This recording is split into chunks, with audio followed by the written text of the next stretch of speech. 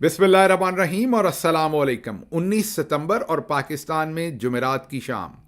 आज अभी तक की अहम खबरें और मेरा तजिया। सबसे पहले याद दहानी, सोशल मीडिया फायरवॉल को नाकाम बनाने के लिए इस चैनल को सब्सक्राइब कीजिए अगर अभी तक नहीं किया। व्लॉग देखने के बाद इसे लाइक कीजिए, इस पर कमेंट कीजिए, बेल आइकन दबाइए। और अब आते हैं आज की खबरों की तरफ। आज की जो पहली खबर आपके सामने रखनी वो ये है कि शैतानी तरामीम की बदतरीन नाकामी और हजीमत उठाने के बाद मिलिट्री इस्टेब्लिशमेंट और मौजूदा नून लीग और पीपल्स पार्टी की जो रजीम है, उन्होंने अब एक नई शैतानी चाल चलने का प्रोग्राम बनाया है।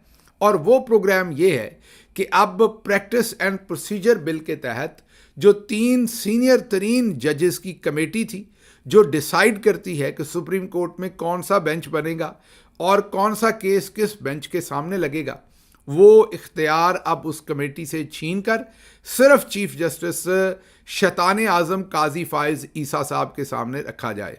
याद कीजिए कि इससे पहले ये इख्तियार सिर्फ चीफ जस्टिस ऑफ पाकिस्तान के पास होता था जब जस्टिस बंदयाल चीफ जस्टिस थे, लेकिन मौजूदा रजीम को ये चीज़ पसंद नहीं थी और उनको लगता था कि बंदयाल साहब जो हैं वो ऐसा बेंच बनाएंगे जिससे इंसाफ हो जाएगा। तो बंदयाल साहब को अंडरमाइन करने के लिए, उनकी पावर को कर्टेल करने के लिए काजी को, क्योंकि काजी उस टाइम सेकंड सीनियर मोस्ट थे, काजी साहब को रेलेवेंट करने के लिए उस वक्त प्रैक्टिस एंड प्रोसीजर बिल वो भी गैर कानूनी गैर आइनी तौर पर बनाया गया था और उसे इम्प्लीमेंट किया गया। और उसकी इम्प्लीमेंटेशन से अचीव ये किया गया कि जितने भी बेंच बनने थे उस फॉर्मेशन के अंदर काजी साहब को इंसर्ट कर दिया गया एज प्यूनी जज। मीन चीफ जस्टिस के बाद सीनियर तरीन जज के तौर पर काजी साहब भी उस कमेटी में बैठते थे। अब वही चीज़ इनके गले का ढोल बन गया, क्योंकि अब इस वक्त जस्टिस मुनीब और इस वक्त जस्टिस मंसूर अली शाह और जस्टिस काजी फ़ाइज़ ईसा तीनों इस कमेटी के अंदर शामिल हैं। इन हालात के अंदर अब बेंचेस जो हैं वो काजी साहब अपनी मर्जी से उस तरह से नहीं बनवा पाते और बहुत सारी जगहों पर फेल हो जाते हैं। बहुत सारे मुकदमे जो वो सुप्रीम कोर्ट में लाना ही नहीं चाहते, वो मुकदमात जो हैं वो आ जाते हैं। बेंच फॉर्मेशन डिफरेंट हो जाती है। तो वो जो मकासद अचीव करना चाहते हैं, शैतानी मकासद, ये मौजूदा रजीम, मिलिट्री इस्टेब्लिशमेंट और शैतान आज़म काजी फ़ाइज़ ईसा, वो अब पूरा नहीं होता। ये सब कुछ हासिल करने की कोशिश की गई थी शैतानी तरामीम करवाकर और एक आइनी अदालत बनाकर, जिसका चीफ जस्टिस काजी फ़ाइज़ ईसा को बनाना था। ये सब कुछ हासिल करने की कोशिश की गई थी, लेकिन अब ये लग रहा है कि क्योंकि वो मुसवदा लीक हो गया जिसे अब कोई ओन नहीं कर रहा, ये खबर हम आपको अलग देते हैं कि अब उसकी ओनरशिप का भी मसला है, ये बच्चा किसका है इसको अब कोई ओन नहीं कर रहा। मिलिट्री इस्टेब्लिशमेंट ने भी डिसोन करने का प्लान कर लिया है, नून लीग ने भी डिसोन करने का प्लान कर लिया और पीपल्स पार्टी ने भी। ये खबर भी आपको देते हैं। लेकिन फिलहाल प्रैक्टिस एंड प्रोसीजर बिल की अब इस कमेटी के ऊपर शब खून मारने की पूरी तैयारी है। और तैयारी ये है कि अब ये कमेटी ख़त्म कर दी जाए और बेंच फॉर्मेशन और मुकदमा किस बेंच के सामने लगना है, कब लगना है, ये सिर्फ काजी साहब डिसाइड करें। अब ये किया क्यों जा रहा है? किया ये इसलिए जा रहा है कि 6 वकला सीनियर तरीन ने तो ऑलरेडी सुप्रीम कोर्ट में पिटीशन कर दी थी कि ये जो शैतानी तरामीम की जा रही है इनको रोका जाए और कलअदम करार दिया जाए और आइंदा करने से पहले भी इसका जायज़ा सुप्रीम कोर्ट ले। अब काजी साहब अगर इसको कमेटी में लाते तो ये केस फिक्स हो जाना था। तो उन्होंने रजिस्ट्रार को कह के पहले इस पर 6 इल्ज़ामात की शायद 3 इल्ज़ामात लगवाकर इस दरख्वास्त को फ़िलहाल इंटरटेन ही नहीं किया। लेकिन अगर वो इतराज़ात रजिस्ट्रार ना लगाता तो ये कमेटी के सामने आ जाना था और आज कमेटी का इजलास था। इतराज़ात के बावजूद भी कमेटी कह सकती थी कि इस केस को सुना जाए। काजी साहब आज फरार हो गए, कमेटी के इजलास में आए ही नहीं। और अब दूसरी तरफ से खबरें आ रही हैं, अब ये रिपोर्टेडली खबर जो आ रही है कि हुकूमत अब प्रैक्टिस एंड प्रोसीजर बिल को ख़त्म करना चाहती है। इस हद तक कम अज़ कम कि जो ये कमेटी है 3 मेंबर, ये डिसाइड नहीं करेगी, सिर्फ चीफ जस्टिस जो हैं वो डिसाइड करेंगे। और आज की मीटिंग से काजी फ़ाइज़ ईसा शैतान आज़म फ़रार हुए, नहीं आए। जस्टिस मुनीब और जस्टिस सलमान जो हैं वो उनका मंसूर अली शाह, सलमान कह दिया, जस्टिस मंसूर अली शाह और जस्टिस मुनीब दोनों उनका इंतज़ार करते रहे। वो कमेटी में नहीं आए क्योंकि वो चाहते हैं कि पहले ये ऑर्डिनेंस हो जाए और प्रैक्टिस एंड प्रोसीजर के तहत जजेस की ये कमेटी जो है वो फारिग हो जाए। तो एक तो ये एक प्लान है, आप ये कह लीजिए, एक नया साजिशी तरीका ढूंढा गया। और ये इसलिए ढूंढा गया कि अगर सुप्रीम कोर्ट में इन तरामीम को होने से पहले ही चैलेंज कर दिया गया اور کوئی لارجر بینچ بن گیا, فل کورٹ بن گئی, تو ججز تو ان ترامیم کو پہلے ہی اڑا دیں گے. تو اس لیے پریکٹس اینڈ پروسیجر کے تحت ان 2 ججز کو ہی کمیٹی سے نکال دو, تاکہ قاضی صاحب اس کیس کو نہ سنیں نہ انٹرٹین کریں, اور اگر کریں بھی تو جسٹس افغان نعیم اور 2-3 لوگوں کو جو ہے وہ بنا کے اس میں بینچ ساتھ خود بیٹھ جائیں, یا اپنے ہم خیال کو بٹھا کے تو اس کیس کو فارغ کر دیں یا داخل دفتر کر دیں. تو یہ نئی سازش ہے. اب آتے ہیں اگلی خبر کی طرف. اگلی خبر یہ ہے کہ خطرناک ہزیمت کے بعد اب نون لیگ نے یہ فیصلہ کیا ہے کہ ہم نے ایونچولی اس بل کو اون نہیں کرنا. پیپلز پارٹی تو پہلے یہ فیصلہ کر بیٹھی ہے. فضل الرحمان صاحب نے جیسے بلاول زرداری صاحب کو جس طریقے سے سیاسی طور پر برہنہ کیا ہے, اس کے بعد پیپلز پارٹی تو پوری زندگی اب یہ داغ نہیں دھو سکے گی, اور بلاول زرداری بھی نہیں, کہ وہ ان شیطانی ترامیم میں آرٹیکل 8 جو تھا, آرٹیکل 8, اس میں بھی گھٹیا ترامیم کروانے میں پیش تھے. اب پیپلز پارٹی ڈسٹنس کر رہی ہے اور کہہ رہی ہے کہ ہمیں کچھ ترامیم پر اعتراض تھا اور ساری ترامیم ہمارے سامنے بھی نہیں تھی. اب نون لیگ نے بھی یہ پلان بنایا ہے کہ آنے والے دنوں کے اندر ہم نے بیانیہ یہ لینا ہے کہ یہ ترامیم تو ملٹری اسٹیبلشمنٹ کروا رہی تھی, ہم تو نہیں کروا رہے تھے, ہمیں تو پتہ ہی نہیں تھا, مسودہ ہمارے پاس نہیں تھا. لیکن ابھی تال میل نہیں بن رہی. ابھی جو آرکیسٹرا ہے پورا میوزک بجانے والا, اس میں طرح طرح کے میوزک بج رہے ہیں.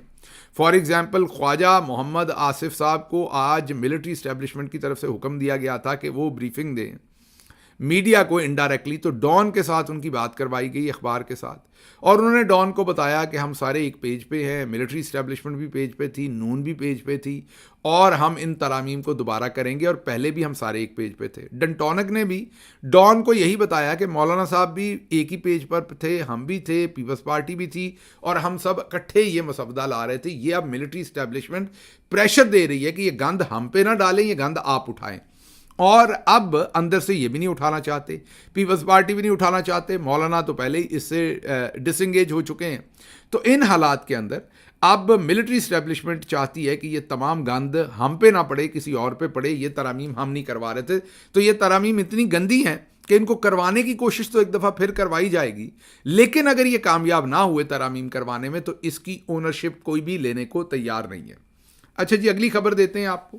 پی ٹی آئی کا جو لاہور میں جلسہ ہو رہا ہے, اس کی بہت بڑی ایک تو ڈور ٹو ڈور کیمپین ہو رہی ہے, تیاری ہو رہی ہے. پہلے حوصلہ افزا بات تو یہ ہے کہ پاکستان تحریک انصاف کی جو لاہور کی تنظیم ہے, شیخ امتیاز, علی امتیاز وڑائچ, اور اس کے ساتھ ساتھ ہمارے جو ہر دل عزیز آپ کو پتہ ہے اویس یونس ہے, ان لوگوں نے ایک بڑی کمیٹی تشکیل دی ہے. 27 سے 30 ممبر کمیٹی ہے جو بھرپور کام کر رہی ہے.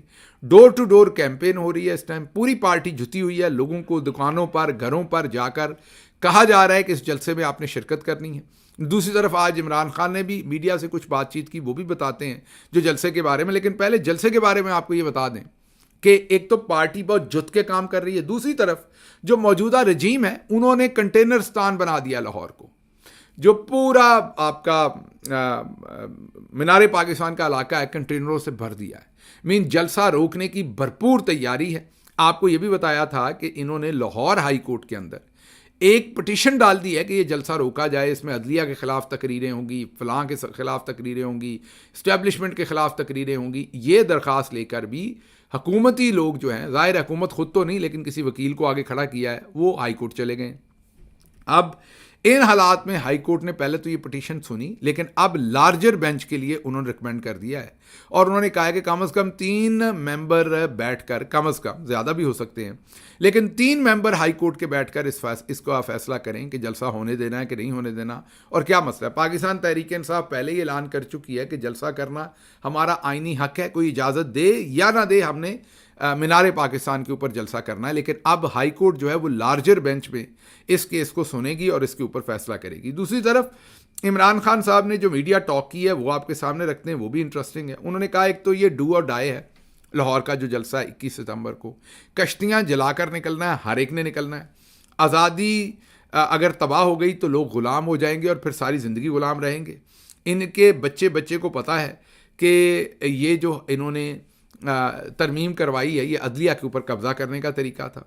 آئینی ترامیم جو ہے وہ امپائرز کو توسیع دینے کا پروگرام تھا.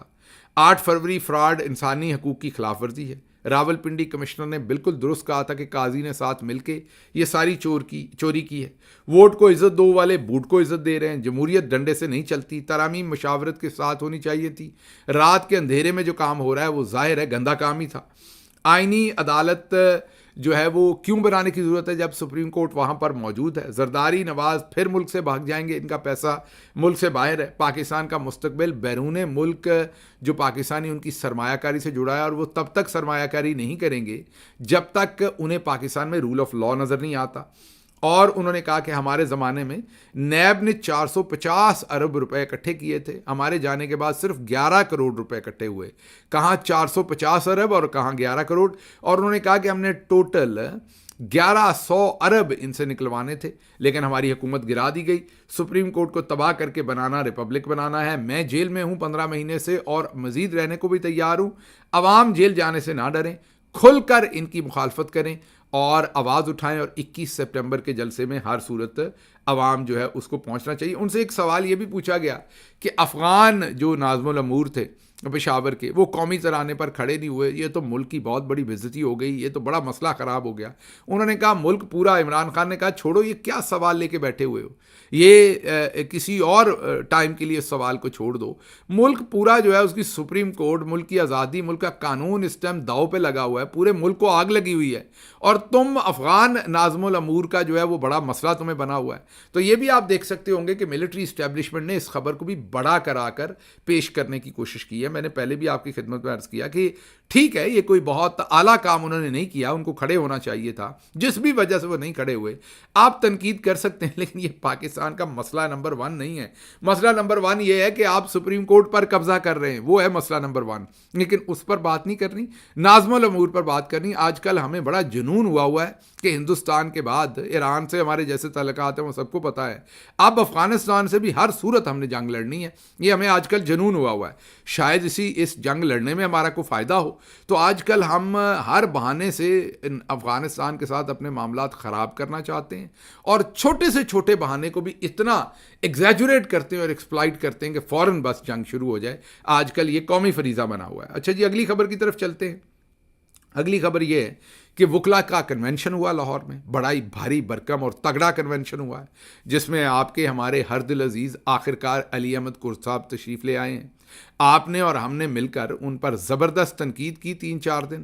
وہ پھر جاگے خواب خرگوش سے, اور اس سے آپ کو پتہ چلنا چاہیے کہ آپ کی تنقید جو ہے وہ کام آتی ہے. جب آپ ہم مل کر آواز اٹھاتے ہیں اور بھرپور تنقید کرتے ہیں تو لوگوں کو اس کا اثر ہوتا ہے. تو سب سے پہلے تو اپنی آواز کی طاقت کو پہچانیے. خیر دیر آئے درست آئے, علی احمد قر صاحب کو بہت پہلے یہ سب کچھ کرنا چاہیے تھا, لیکن چلے اچھی بات ہے وہ آئے, بھلے تنقید کی وجہ سے آئے یا جس وجہ سے بھی آئے. آج انہوں نے تگڑی تقریر کی ہے, اور انہوں نے کہا ہے کہ جسٹس منصور علی شاہ ہی ہمارے چیف جسٹس ہوں گے. قاضی فائز عیسیٰ کو چھوڑ کر اب گھر چلے جانا چاہیے. کسی صورت ہم ان کی یہ جو ایکسٹینشن ہے اسے قبول نہیں کریں گے. اس میں شعیب شاہین, سلمان اکرم راجہ اور دوسرے اکابرین نے تگڑی تقریریں کی ہیں, اور وکلا نے اس بات کا اعادہ کیا ہے کہ کسی صورت بھی قاضی فائز عیسیٰ کی ایکسٹینشن کو نہیں مانا جائے گا, اور دمادم مسکل اندر ہوگا, سڑکوں کے اوپر آئیں گے, اور جسٹس منصور علی شاہ ہی ہمارے چیف جسٹس ہوں گے, اور سپریم کورٹ ہی آئینی عدالت ہے. اس کے اوپر اگر کوئی عدالت بنانے کی کوشش کی گئی تو وکلا اس کو رجسٹ کریں گے. یہ اچھا ہے, تاپمان جو ہے وہ بڑھ رہا ہے, تھوڑا سا درجہ حرارت بڑھ رہا ہے, اور وکلا جو ہیں وہ کم از کم اب وائس کر رہے ہیں اپنی آواز کو. حامد خان صاحب ہوں یا دوسرے تمام وکلا, انہوں نے آج بھرپور تقاریر کی ہیں, اور یہ خوش آئند ہے کہ وکلا جو ہے وہ اب آگے چلنے کی طرف چل پڑے ہیں, اور ایک تحریک جو ہے وہ برپا ہو رہی ہے. اور شاید اسی طرح کی تحریک, اکیلی تحریک انصاف تو پچھلے 2-2.5 سال سے لڑ رہی ہے, اب شاید ساتھ وکلا شامل ہوں, کسان شامل ہوں, لیبر شامل ہو, دوسری سوسائٹی کے جو حصے ہیں وہ شامل ہوں, تو شاید یہ تحریک پھر اتنی بڑی بنے کہ موجودہ یہ جو تمام کلچز ہیں ان سے جان چھٹ سکے. اچھا جی, اگلی خبر کی طرف چلتے ہیں. آپ کو پتہ ہے کہ انہوں نے ایک الیکشن ایکٹ نیا بنایا تھا. جو الیکشن نیا ایکٹ پاس کروایا تھا جو اسمبلی سے، مقصد اس الیکشن ایکٹ کو پاس کروانے کا یہ تھا کہ مخصوص نشستیں جو ہیں وہ تحریک انصاف کو نہ دیں اور ان کی نشستیں ہمیں مل جائیں. لیکن عدالت نے جو فیصلہ کیا تھا اس میں واضح کر دیا تھا کہ مخصوص نشستوں کا جو عدالتی فیصلہ ہے وہ بیک ڈیٹس میں کوئی بھی اسمبلی اسے چینج نہیں کر سکتی. اور یہ جو 2024 کے الیکشن کی مخصوص نشستوں کا سپریم کورٹ کا فیصلہ ہے، اسے امپلیمنٹ کرنا پڑے گا. لیکن آج ایاز صادق صاحب خود ہی سپریم کورٹ بن گئے اور انہوں نے الیکشن کمیشن آف پاکستان کو خط لکھ دیا کہ یہ جو مخصوص نشستیں ہیں یہ اس کا سارا نظم و نسق جو ہے وہ قومی اسمبلی کو دے دیں، اسپیکر کو دے دیں، ان کو ڈیسائیڈ کرنے دیں. ہم نے کیونکہ نیا الیکشن ایکٹ جو ہے وہ پاس کر لیا ہے، ترمیم کر لی ہے، اور اس کے مطابق اب مخصوص نشستیں جو ہیں وہ ہم نے خود سے دینی ہیں.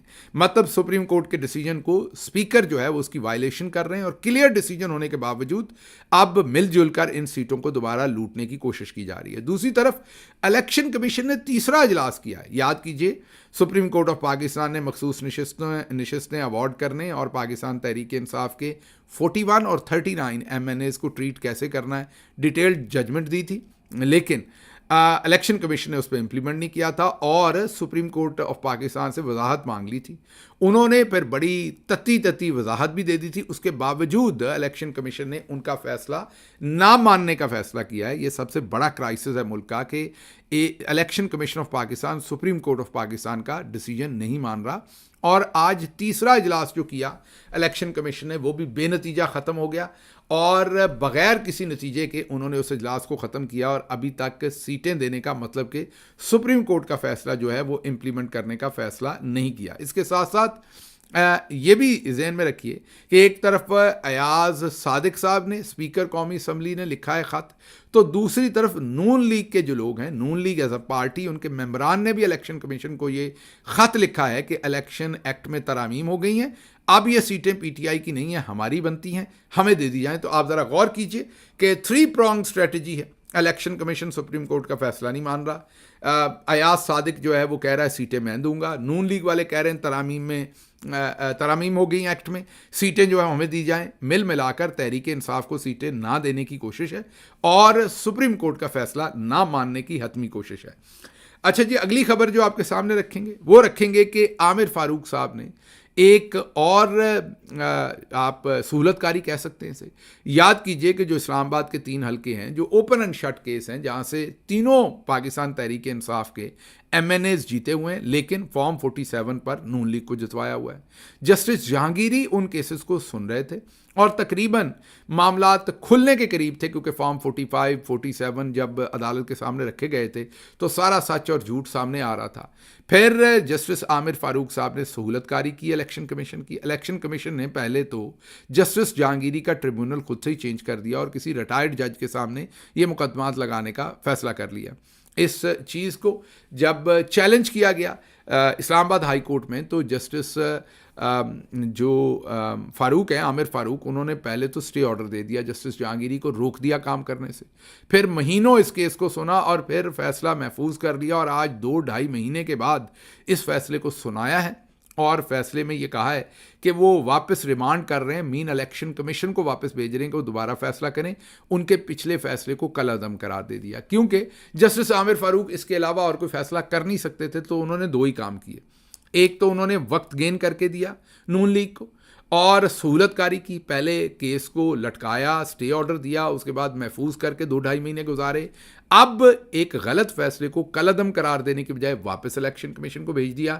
تو مکمل سہولت کاری کر دی گئی ہے تاکہ جسٹس جہانگیری جو ہیں وہ مقدمہ سن کے دودھ کا دودھ پانی کا پانی نہ کر سکیں. تو یہ جسٹس عامر فاروق صاحب نے یہ کام کیا. اور بھی بہت ساری خبریں تھیں جو آپ کے سامنے رکھنی تھیں. جو SSP ہیں انوش مسعود، جنہوں نے سارے ثبوت دینے تھے، وہ بھی فارغ ہو گئی ہیں. اور اس کے علاوہ بھی خبریں صبح کے ویلاگ میں دیں گے. مجھے دیجیے اجازت. اللہ آپ کا حامی و ناصر ہو. پاکستان زندہ باد.